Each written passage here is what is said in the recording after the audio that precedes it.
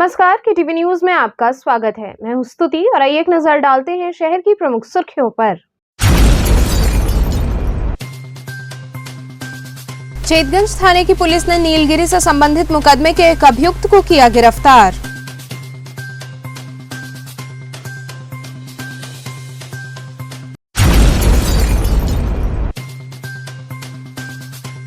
कचहरी परिसर में सपा कार्यकर्ताओं की चुनाव प्रचार को लेकर एसीएम चतुर्थ से हुई नोकझोंक।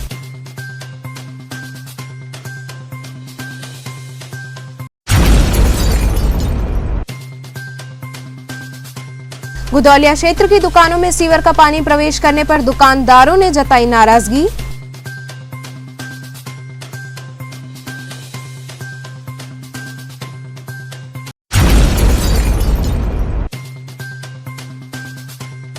और आचार संहिता के अनुपालन के क्रम में प्रशासन द्वारा चलाया गया सघन वाहन चेकिंग अभियान।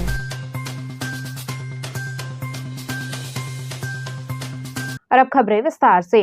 चेतगंज थाने की पुलिस ने नीलगिरी से संबंधित मुकदमे के एक अभियुक्त को गिरफ्तार कर लिया। अपराध एवं अपराधियों के विरुद्ध चलाए जा रहे अभियान के तहत पुलिस उपायुक्त वरुणा जोन, सहायक पुलिस आयुक्त चेतगंज कमिश्नरेट वाराणसी व परमहंस गुप्ता प्रभारी निरीक्षक थाना चेतगंज कमिश्नरेट वाराणसी के कुशल नेतृत्व में थाना चेतगंज को महत्वपूर्ण सफलता मिली। सोमवार को मुखबिर से सूचना मिली कि नीलगिरी से संबंधित मुकदमे का वांछित अभियुक्त संजय प्रजापति चौकाघाट लकड़ी मंडी तिराहे पर मौजूद है। इस सूचना पर त्वरित कार्रवाई करते हुए पुलिस बल ने लकड़ी मंडी तिराहे पर पहुंचकर वांछित अभियुक्त संजय प्रजापति को घेर कर गिरफ्तार कर लिया। थाना चेतगंज में 2018 से लेकर 2021 तक नीलगिरी इंफ्रासिटी जो कंपनी है, जो टाउनशिप डेवलप करने की बात आई थी, 2018 से 2021 तक 80 मुकदमे लिखे गए थे। इसमें टोटल जो अभियुक्त थे 14 थे। पहले इसमें 5 अभियुक्त गिरफ्तार थे। पुलिस बाकी लोगों की गिरफ्तारी के प्रयास में लगी हुई थी। इसी दौरान आज संजय प्रजापति, जो इस कंपनी में पूर्व में डायरेक्टर भी रह चुके हैं और इस कंपनी में भी हाल फिलहाल में ग्रीवेंस सेल देख रहे थे, इनकी गिरफ्तारी हुई है। इनके खिलाफ, संजय प्रजापति के खिलाफ 17 मुकदमे यहाँ पे थाना चेतगंज में लिखे जा चुके हैं। इस कंपनी के खिलाफ एक गैंगस्टर का मुकदमा भी पंजीकृत है। इसके जो मेन डायरेक्टर्स थे वो पहले से ऑलरेडी अरेस्टेड हैं। ये काफ़ी दिनों से वांछित चल रहा था। पुलिस ने अपनी तरफ से पूरा दम लगाते हुए इनको गिरफ्तार किया है। अन्य जो शेष अभियुक्त उनकी जल्दी ही गिरफ्तारी होगी। ये जो कंपनी है, नीलगिरी इंफ्रासिटी कंपनी, इनके द्वारा लगभग 250 से 300 प्लॉट की बात हुई थी, जो गरीबों से, ये किसानों से एग्रीमेंट करवाते थे। फिर बाद में कंपनी के नाम पे एग्रीमेंट करवाते थे। बाद में लोगों को प्रलोभन देके बताते हुए कि वीडियो के द्वारा नक्शा पास है, जो कि गलत है एकदम, इनके लोगों को दिखाया जाता था और बताया जाता था एक टाउनशिप डेवलप कर रहे हैं। तो काफी लोगों का इसमें पैसा लगा था। अभी भी लोग इनके खिलाफ अभी भी थानों पे हमारे पास में आके मुकदमे पंजीकृत करा रहे हैं। पुलिस द्वारा इसमें जो गैंगस्टर मुकदमा ऑलरेडी पंजीकृत है, इसमें हमारे द्वारा 14 की कुर्की जरूर की जाएगी। इसमें इनकी प्रॉपर्टीज आइडेंटिफाइड की जा चुकी हैं, तो आईओएस को भी निर्देशित किया गया है कि आगे इसमें प्रॉपर्टी सीजर में जल्द से जल्द कार्रवाई करें।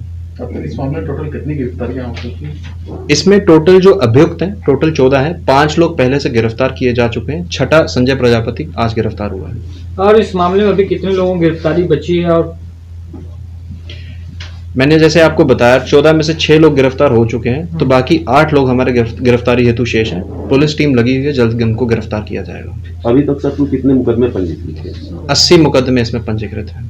कचहरी परिसर में सपा कार्यकर्ताओं की चुनाव प्रचार को लेकर एसीएम चतुर्थ से नोकझोंक हुई। सपा कार्यकर्ताओं द्वारा एमएलसी आशुतोष सिन्हा के नेतृत्व में कचहरी कैंपस में पार्टी की नीतियों का प्रचार किया गया। वहीं इस बीच एसीएम चतुर्थ मौके पर पहुंची और प्रचार के कुछ बिंदुओं पर उन्होंने टिप्पणी की। इस बीच सपा कार्यकर्ताओं व एसीएम चतुर्थ के बीच बहस हुई। सपा कार्यकर्ताओं का कहना था कि भाजपा की साजिश है, हम सभी नियमों का पालन करते हुए प्रचार कर रहे हैं। देखिए, हम लोग कोविड का और आदर्श आचार संहिता का पालन करते हुए, क्योंकि आचार संहिता में 10 लोगों को चुनाव आयोग ने अनुमति दी है, हम लोग 6 लोग साइकिल से चलने का काम कर रहे हैं। और समाजवादी पार्टी के नेता आदरणीय अखिलेश यादव जी ने 300 यूनिट फ्री बिजली देने की बात कही है, उसके फॉर्म का रजिस्ट्रेशन कराने का काम कर रहे हैं। उसी क्रम में आज हम लोग कचहरी आए थे, क्योंकि अधिवक्ता जागरूक होते हैं। मैं स्वयं अधिवक्ता भी हूँ, इसलिए आज अधिवक्ताओं के बीच में हम लोगों ने जाने का काम किया, उनको समझाने का और उनका रजिस्ट्रेशन कराने का काम किया। किस तरह से आज अभी एसीएम फोर्स से आप लोगों का बहस हो रही थी, क्या मामला? देखिए, ये भारतीय जनता पार्टी डर गई है, पूरी तरह से हताश है, निराश है। आज पूरे उत्तर प्रदेश में भारतीय जनता पार्टी को कोई पूछने वाला नहीं है। तो ये अधिकारियों के माध्यम से ये इसी तरह से डराने की कोशिश कर रहे हैं समाजवादियों को। समाजवादी पार्टी के लोग बहुत मजबूती के साथ आदरणीय अखिलेश यादव जी की नीतियों सिद्धांतों को लेकर सड़क पर चलने का काम करेंगे, साइकिल से चलने का काम करेंगे और लगातार समाजवादी पार्टी को मजबूत करने का काम करेंगे, सरकार बनाने का काम करेंगे। गुदौलिया क्षेत्र की दुकानों में सीवर का पानी प्रवेश करने पर दुकानदारों ने नाराजगी जताई। गुदौलिया क्षेत्र में सीवर का पानी ओवरफ्लो होने के कारण दुकानों में पानी प्रवेश कर गया है। दुकानदारों ने नालियों पर अतिक्रमण होने का आरोप लगाया। दुकानदारों ने कहा कि जब नगर निगम कर्मी आते हैं तब अतिक्रमण हटाने का काम करते हैं, लेकिन उसके बाद पुनः अतिक्रमण हो जाता है। अगर नगर निगम कड़ा रुख अपनाए तो अतिक्रमण हट सकता है। एक तरफ कोरोना की मार व्यापारी झेल रहे हैं तो दूसरी तरफ ऐसी दुर्दशा से व्यापारी बेहद परेशान हैं। यहाँ पे अक्सर ये पानी का भराव हो जाता है क्योंकि आगे जो है अतिक्रमण किया गया है, तो उसके कारण पानी का बहाव नहीं होता है। जितना भी गंदा पानी होता है नाली का, ये सब रोड पे आ जाता है और लोगों को बहुत दिक्कत होती है इसके कारण। तो कृपया हम ये चाहेंगे कि इसको जल्द से जल्द सफ़ा करवाया जाए, क्योंकि कंप्लेन की जाती है, सफाई होती है, लेकिन उसके बावजूद जो है पूरा रोड पे अतिक्रमण होता है, जिससे आने जाने के कारण लोगों को बहुत दिक्कतें होती है। ये सीवर का पानी कब से लगा है, लगन चल रहा है, आप लोगों का कितना नुकसान हो रहा है? नुकसान तो देखिए काफ़ी है, क्योंकि कोरोना के कारण भी और काफ़ी यहाँ पे वन वे कर देने के कारण भी वो सब भी है। लेकिन अगर ये सब इस तरीके से सफाई अगर प्रॉपर ना किया जाए तो इससे भी काफ़ी गंदगी हो जाती है। इससे दुकान में ग्राहक आप लोगों को जी, दुकान में ग्राहक है वो भी नहीं पहुँच पाता है, उसको भी काफ़ी दिक्कत होती है।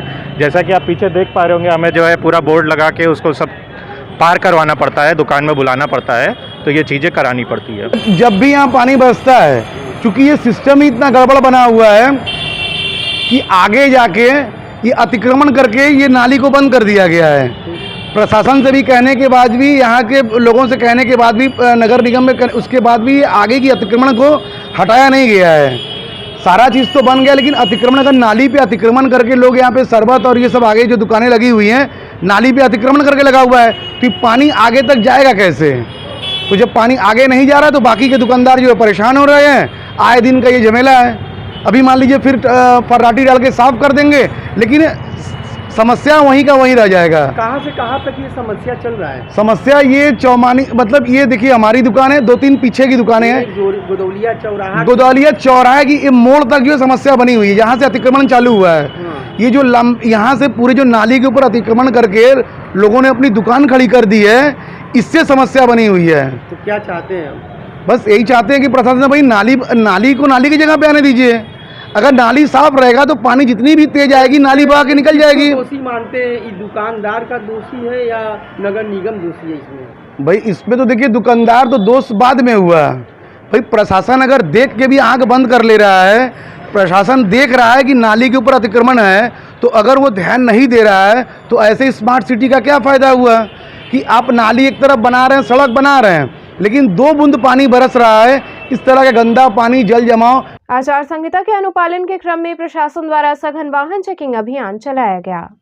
विधानसभा चुनाव के मद्देनजर लागू आचार संहिता के अनुपालन के क्रम में जिलाधिकारी के निर्देशानुसार नगर में 2 पहिया व 4 पहिया वाहनों की जबरदस्त चेकिंग अभियान राजघाट पर चलाया गया, जिसमें मजिस्ट्रेट आदित्य कुमार सिंह ने आचार संहिता का उल्लंघन करने वालों को हिदायत दी। साथ ही 4 पहिया वाहनों के शीशे पर लगे ब्लैक फिल्म, राजनीतिक पार्टियों के झंडे इत्यादि हटाए गए। ये गाड़ियों में जैसे कोई इलीगल पैसा लेके नहीं जा रहा है या फिर मतलब इलीगल कोई चीज़ें हैं, जैसे कोई गिफ्ट विफ्ट है इस तरह का, जिसका कोई उनके पास कागज़ नहीं है, वैसी गाड़ियों की चेकिंग हो रही है। और जिस गाड़ी पर संदेह है उस गाड़ी को हम लोग रुकवा रहे हैं और चेक कर रहे हैं। तो चुनाव के मतलब जैसे किसी पे पोस्टर लगा है, कोई मतलब चुनाव से रिलेटेड कोई भी चीज़ें हैं जो आचार संहिता के वो है उल्लंघन है, उस चीज़ों को हम लोग चेक कर रहे हैं और उस चीज़ों को हटाने के लिए मतलब ये आदेश आया है डीएम साहब की तरफ से, निर्वाचन आयोग का आदेश है, उसके थ्रू हम लोग चुनाव की चेकिंग कर रहे हैं। ये एसएसटी टीम है और यहाँ पे राजघाट पे हम लोग चेकिंग कर रहे हैं। सुबह अत्यधिक ठंड और शाम में घाटों पर जाने की रोक के चलते नाविक परेशान हैं। गंगा पुत्र कहे जाने वाले नाविक इन दिनों परेशान हैं। वजह है कोरोना की तीसरी लहर के कारण वाराणसी के गंगा घाटों पर लगी पाबंदी, जिसने वाराणसी के हजारों नाविकों की मुश्किलों को बढ़ा दिया है। हालात ये है कि सुबह ठंड और शाम को घाटों पर जाने की रोक के आदेश ने इन हजारों नाविकों की जेब को 75% तक प्रभावित किया है। दरअसल जिले में लगातार बढ़ते कोरोना के मरीजों को देखते हुए जिलाधिकारी कौशल राज शर्मा ने शाम 4 बजे के बाद घाटों पर लोगों के जाने पर रोक लगा रखी है।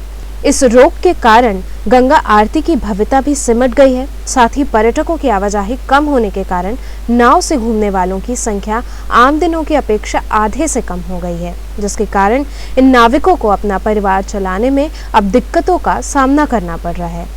वहीं भरत निषाद ने बताया कि कोरोना की 3rd वेव को रोकना भी काफी आवश्यक है, जिसमें किसी भी प्रकार की कोताही नहीं बरतनी चाहिए, जिसे लेकर प्रशासन काफी सक्रिय है और 4 बजे के बाद घाटों पर घूमने पर रोक लगा दिया गया है, जो कि पूर्ण रूप से उचित है। देखिए, महामारी चला हुआ है, ये सब लोग देख रहा है, तो ये महामारी चला हुआ है तो हम भी सोचते हैं कि हमारा भी जीवन है, हमारा भी बच्चे हैं, तो 4 बजे के बाद डीएम साहब ने जो छूट दी है तो उसमें हमको जो दाल रोटी भर कमाने भर मिल रहा है, खाने भर मिल जा रहा है, लेकिन हम भी अपने सुरक्षा के मद्देनजर देखते हुए अच्छा है भाई, हम उल्लंघन नहीं करेंगे। डीएम साहब जो भी फैसला लेते हैं वो बहुत अच्छा प्रशासक फैसला लेता है, तो हम जो है ये नहीं करेंगे, क्योंकि हमारा भी जीविका है, हमारा भी वो है। अगर हमको भी आज कुछ हो गया तो हमारे बच्चे को कौन देखेगा। तो अच्छा भरत जी, ये जो कोविड का जो लहर आ रहा है, पहला लहर आया, दूसरा लहर आया और तीसरा लहर, आपके आर्थिक जो जीवन है उस पर कितना प्रभाव डाला? देखिए, 2 साल पहले का स्थिति हम लोग देखे हुए थे, तो अब वो उतना वो नहीं है। आर्थिक स्थिति दाल रोटी भर चल ही रहा है, बोट हम लोग का नाव चल ही रहा है, और 4 बजे के बाद तो जाहिर सी है कि क्या मद्देनजर देखते हुए बंद किए हुए, और नहीं तो दाल रोटी भर आ जा रहा है, मिल जा रहा है। पुलिस लाइन प्रांगण में गणतंत्र दिवस कार्यक्रमों की तैयारियों का पुलिस कमिश्नर ने जायजा लिया। गणतंत्र दिवस की पूर्व तैयारियां जोरों शोरों से चल रही हैं। इसी कड़ी में पुलिस लाइन के प्रांगण में पुलिस कमिश्नर ए सतीश गणेश ने गणतंत्र दिवस के उपलक्ष्य में होने वाले कार्यक्रमों का निरीक्षण किया। साथ ही आला अधिकारी भी मौजूद रहे। इस दौरान कार्यक्रम में शामिल होने वाले पुलिस के जवान अस्त्र शस्त्र के साथ ही कोविड गाइडलाइन के तहत मास्क लगाए परेड ग्राउंड में मौजूद रहे। यहाँ रुकेंगे एक छोटे से ब्रेक के लिए, आप बने रहिए KTV के साथ।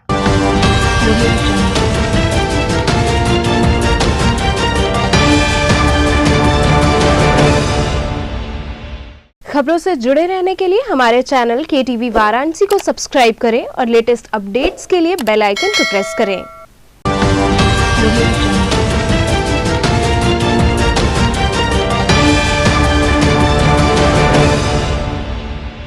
ब्रेक के बाद आपका स्वागत है।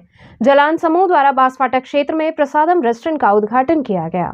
जलान व्यापार समूह की company Shri Jalan Impex private limited Bansphatak अपनी विस्तार योजना के तहत रेस्टोरेंट का शुभारंभ किया। बांसफाटक स्थित श्री जलान इम्पेक्स भवन के प्रथम तल पर प्रसादम रेस्टोरेंट का उद्घाटन अन्नपूर्णा मंदिर के महंत शंकरपुरी जी महाराज ने किया। इस अवसर पर काशी विश्वनाथ मंदिर के महंत डॉक्टर कुलपति तिवारी विशिष्ट अतिथि के रूप में उपस्थित रहे। प्रसादम रेस्टोरेंट में शाकाहारी भारतीय व्यंजन उपलब्ध कराए जाएंगे। वाराणसी को मिनी भारत कहा जाता है, इसलिए विविध प्रकार के भारतीय व्यंजन यहाँ उपलब्ध होंगे। इस अवसर पर जलान इम्पेक्स के प्रबंध निदेशक अभिषेक जलान ने इस रेस्टोरेंट के विशेषताओं व सुविधाओं के बारे में जानकारी दी। इस मौके पर फिल्म अभिनेता राजेश शर्मा, निधि देव अग्रवाल, केशव जालान सहित अन्य गणमान्य लोग उपस्थित रहे। ये अभिषेक जालान जी ने ये खोला है, मेरे मित्र हैं, पिछले 10 सालों से हमारी मित्रता है। वो जब भी कुछ नया करते हैं मुझे खुशी होती है, तो उन्होंने ये रेस्टोरेंट खोला और मैं आया था परसों। ये मेरा सौभाग्य है कि मुझे यहाँ आने का मौका मिला, तो अच्छा लगा और हमेशा ईश्वर से यही प्रार्थना करूँगा कि वो और आगे तरक्की करते हैं। धन्यवाद। सादम नाम से यहाँ पर सुबह से शाम तक पूरा भोजन मिलेगा। जो आए तीर्थयात्री हैं, तमाम लोग आए, शुद्ध साफ तरीके से उच्च क्वालिटी से बनाया जा रहा है और नॉमिनल प्राइस रखी गई है। लोग आएँ, अपना यहाँ पर जो भी पेमेंट है वो पेमेंट दें और अपने यहाँ से प्रसाद ग्रहण करें। और ये क्षेत्र के लिए अच्छी चीज़ है, क्षेत्र के लोग भी सहयोग कर रहे हैं इनका, और लोगों को आना चाहिए और यहाँ से प्रसाद के तौर पे यहाँ से प्रसाद ग्रहण करके जाना चाहिए और जो उचित दाम हो वो यहाँ पेमेंट करके जाएं। ये असल में जालान जी बहुत जो है कपड़े के बहुत बड़े व्यवसायी थे, फिर अन्न के साथ दान पुण्य करते थे। इनके मन में एक भावना आई कि बाबा विश्वनाथ के कॉरिडोर का जो है बन निर्माण हो चुका है, क्यों न हम भी प्रसादम नाम से एक जो है भोजनालय खोल लें, क्योंकि रेस्टोरेंट जो है शब्द बड़ा ही भाता नहीं है और यहाँ पे जो है रेस्टोरेंट का मतलब बहुत कुछ है। यूँ तो काशी में बहुत से रेस्टोरेंट गली से चौक से लेके यहाँ तक, ये रेस्टोरेंट भव्यता है कि यहाँ पे आपको उचित मूल्य में उचित साधन मिलेगा। और सबसे बड़ी क्या है कि यहाँ पे मैंने एक व्यवस्था किया है हर भोजन करने और बाबा का बेलपत्र लिया जाएगा ताकि वो धन्य हो जाए, क्योंकि बेलपत्र देना बाबा का चढ़ा हुआ है, ये बहुत बड़ी चीज़ है। श्री वैष्णव विरक्त संत समाज काशी द्वारा जगतगुरु स्वामी रामानंदाचार्य जयंती महोत्सव आयोजित किया गया। श्री वैष्णव विरक्त संत समाज काशी के तत्वाधान में जगतगुरु स्वामी श्री रामानंदाचार्य जयंती महोत्सव के अवसर पर दशाश्वमेध घाट से नाव द्वारा शोभा यात्रा खिड़किया घाट स्थित राम जानकी मंदिर तक निकाली गई। इस दौरान शोभा यात्रा के राम जानकी मंदिर पहुंचने पर स्वामी रामानंदाचार्य के चित्र पर माल्यार्पण कर विधिवत पूजन अर्चन संपन्न हुआ। इस मौके पर एक गोष्ठी का आयोजन किया गया जिसमें संतों ने अपने अपने विचार व्यक्त किए। इस मौके पर अवध किशोर दास, महंत सर्वेश्वर, महंत धनुधारी दास सहित विभिन्न मठ मंदिरों से साधु संत उपस्थित रहे। तो श्रीमद जगतगुरु रामानंदाचार्य जी महाराज की जो शोभा यात्रा प्रतिवर्ष निकलती थी, कोरोना के विशेष प्रोटोकॉल को देखते हुए इस बार की ये यात्रा नौकाओं के माध्यम से दशाश्वमेध घाट से प्रारंभ हुई और 80 तक, जहाँ गोस्वामी तुलसीदास जी महाराज का अपना निवास स्थान, वहाँ से होते हुए और ये आज यात्रा खिड़किया घाट में श्री राम मंदिर में आज स्थापित हुई है। और यहाँ पर अब सब संतों के विचारों की अभिव्यक्ति श्री रामानंदाचार्य जी महाराज के संदर्भ में होगी और उसके बाद में संतों के विशाल भंडारे का भी समायोजन इस स्थान के माध्यम से किया। गायत्री परिवार द्वारा नेताजी सुभाष चंद्र बोस की जयंती पर रक्तदान किया गया। नेताजी सुभाष चंद्र बोस की जयंती पर गायत्री परिवार रचनात्मक ट्रस्ट वाराणसी एवं युवा प्रकोष्ठ वाराणसी से जुड़े गायत्री साधकों ने IMA लोहराबीर के प्रांगण में स्थित कॉन्फ्रेंस हॉल में आयोजित रक्तदान महादान कार्यक्रम में भाग लिया। कार्यक्रम का शुभारंभ जिला युवा समन्वयक ओम कुमार बिंद एवं अनिलेश तिवारी ने नेताजी सुभाष चंद्र बोस के चित्र पर श्रद्धा सुमन अर्पित कर किया। कार्यक्रम संयोजक गंगाधर उपाध्याय ने रक्तदाताओं को संबोधित करते हुए कहा कि आप द्वारा किया गया ये रक्तदान अनेकों जरूरतमंद लोगों के जीवन में जीवन की आस का कार्य करेगा।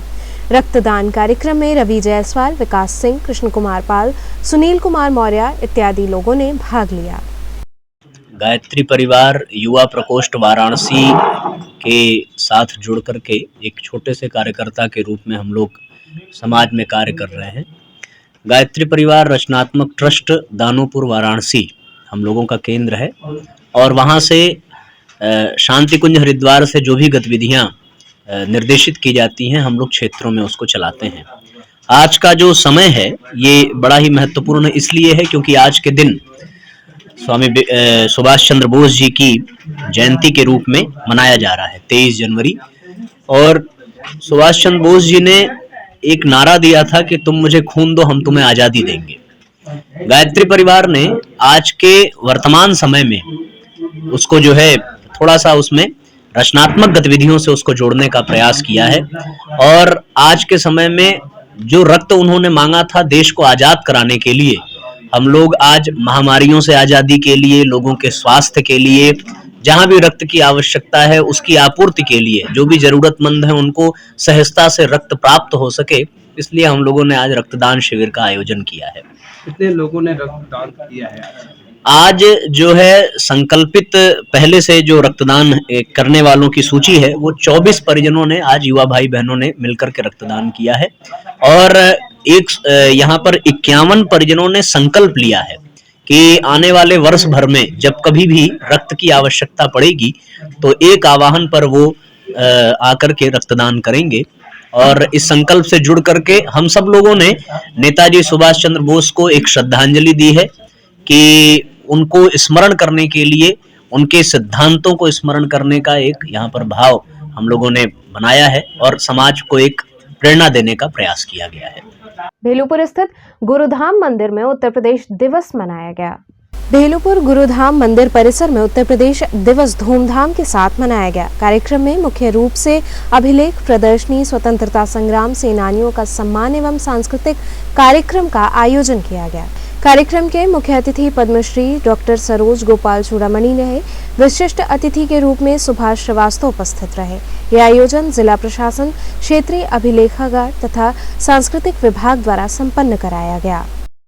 आज उत्तर प्रदेश दिवस मनाया जा रहा है और आज जहां हम बैठे हैं ये गुरुधाम मंदिर पुरातत्व विभाग से सुरक्षित और इसके जो प्रभारी हैं आज हमारे साथ सुभाष जी, जिन्होंने इसको बहुत सुंदर तरह से सजाया है, संवारा है, हम कृतज्ञ हैं।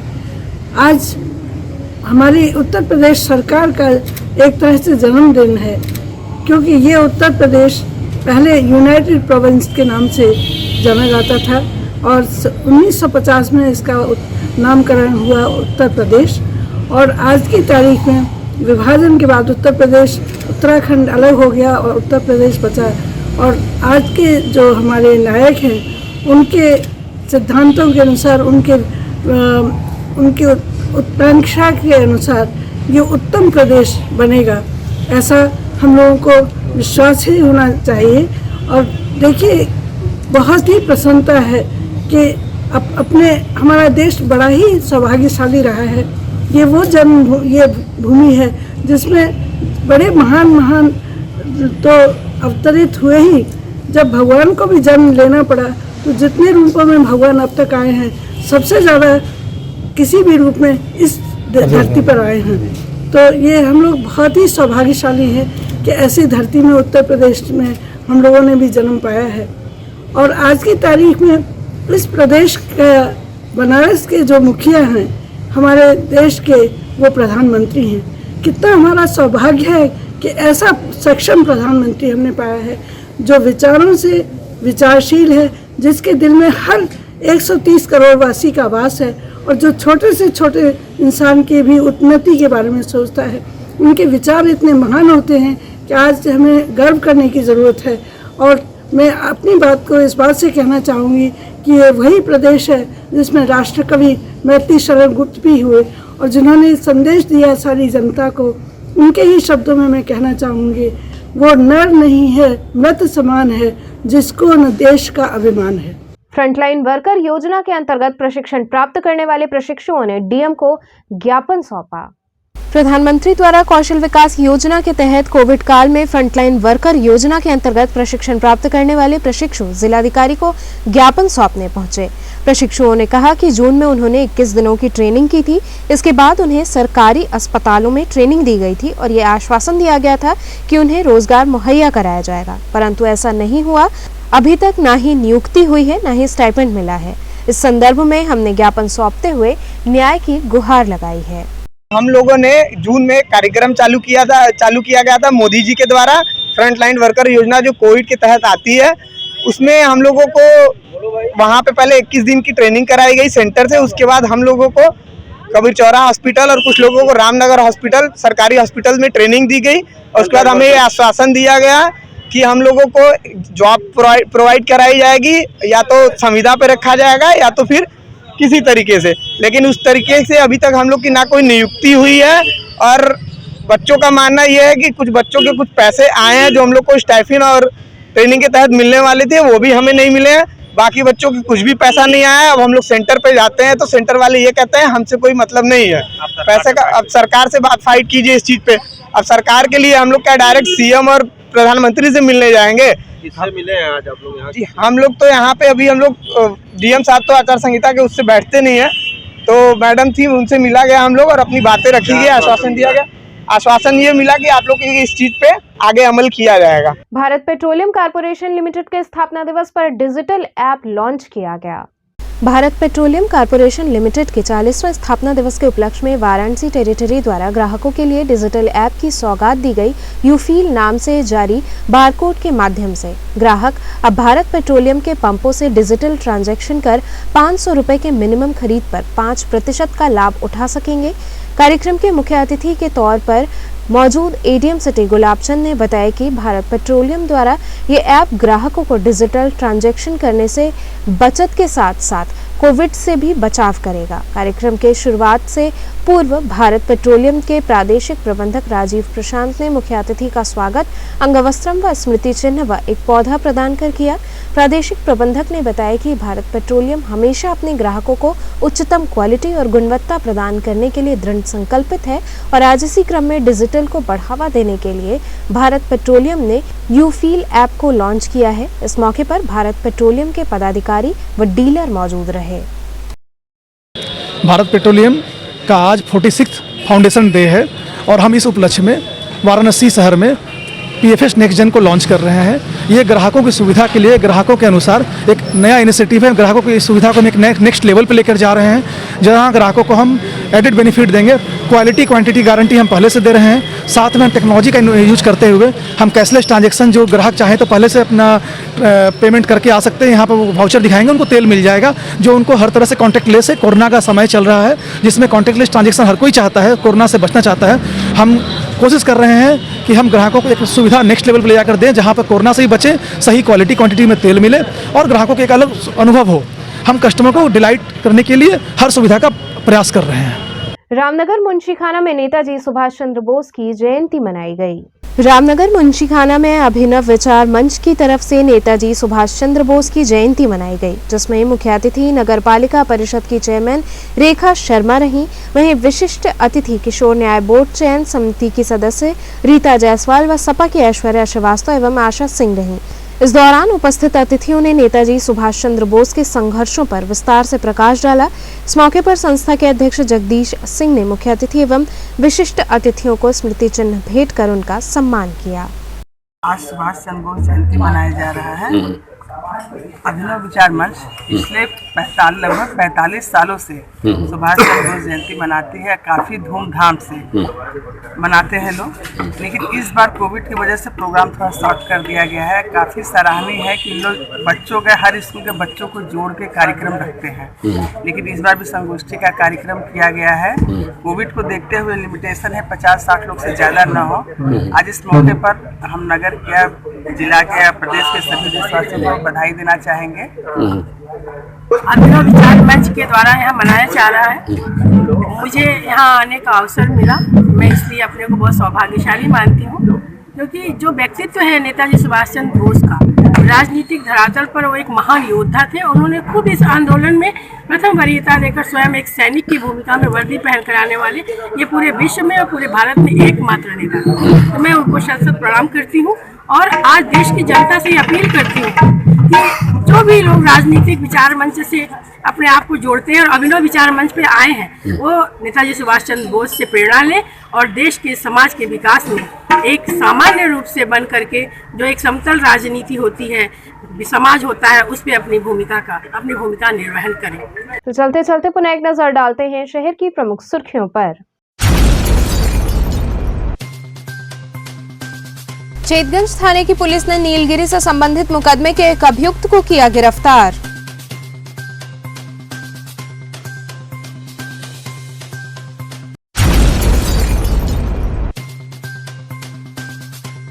कचहरी परिसर में सपा कार्यकर्ताओं की चुनाव प्रचार को लेकर एसएम चतुर्थ से हुई नोकझोंक।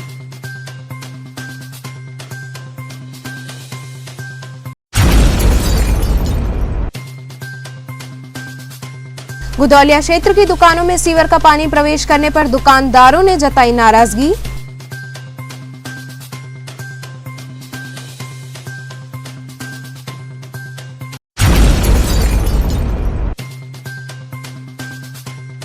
और आचार संहिता के अनुपालन के क्रम में प्रशासन द्वारा चलाया गया सघन वाहन चेकिंग अभियान।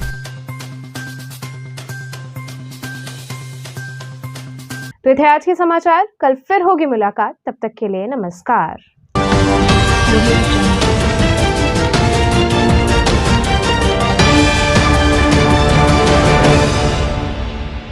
खबरों से जुड़े रहने के लिए हमारे चैनल KTV वाराणसी को सब्सक्राइब करें और लेटेस्ट अपडेट्स के लिए बेल आइकन को प्रेस करें।